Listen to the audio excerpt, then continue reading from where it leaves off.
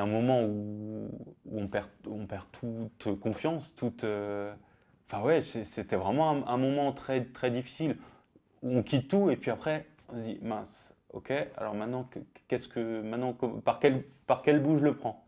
Et il faut manger, donc alors on commence par prendre un petit boulot alimentaire. Et puis c'est pas très satisfaisant, et puis ça fait perdre beaucoup de confiance, et puis on sait plus qui on est. Et là, travailler vraiment sur soi et être accompagné pour se dire, voilà, non, jusque-là j'ai fait tout ça, et maintenant comment je me projette pour, euh, pour aller vers du mieux. Alors j'étais assistant maître d'hôtel dans l'un des plus beaux établissements gastronomiques d'Alsace. Et aujourd'hui, je suis directeur général de notre propre société qu'on a créée il y a 1 an et demi avec Anne-Sophie, ma compagne. Saveurs d'Aubure, c'est une entreprise d'artisans, traiteurs et pâtissiers. On a 2 activités principales.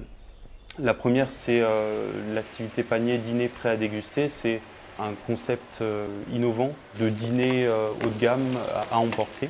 C'est une formule qu'on propose à une clientèle locale et touristique.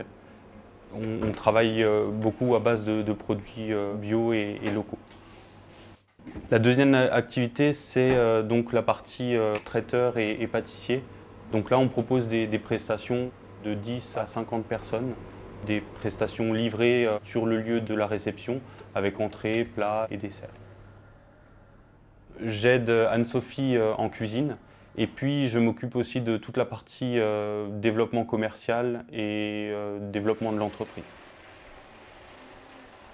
Là, nos clients nous rapportent le panier, il y a pas de déchets. Ils ont mangé dans de la belle porcelaine, de la belle vaisselle en terre cuite, et il y a 0 déchet en fait. Ça correspondait vraiment à nos valeurs et à ce qu'on avait envie de proposer, et surtout dans un village comme Aubure, où on est si proche de la nature.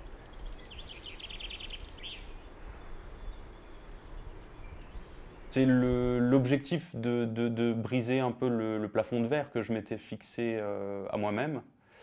Et donc l'objectif de le briser et de passer du salariat à l'entrepreneuriat.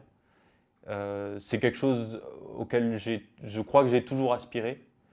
Mais j'avais un certain nombre de freins oui, de freins pour passer le pas et rentrer dans le concret et dans la préparation concrète de ce projet. Les compétences, en fait, elles sont là, on en a énormément. Il faut en prendre conscience et s'appuyer dessus pour ensuite se projeter. Et le fait de mettre le doigt dessus et de se rendre compte de tout ce qu'on a la capacité de faire et, et que toutes ces compétences sont là, certaines doivent être développées, certaines elles doivent être travaillées, mais la base on a déjà une multitude de compétences sur lesquelles on peut s'appuyer pour mener à bien nos projets. C'est très épanouissant.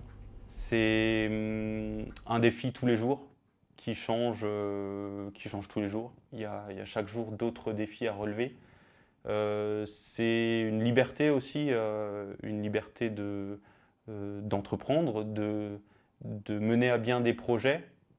Il y a plein de contraintes aussi, hein, mais, mais on a la liberté de prendre des décisions et de mener des projets jusqu'au bout.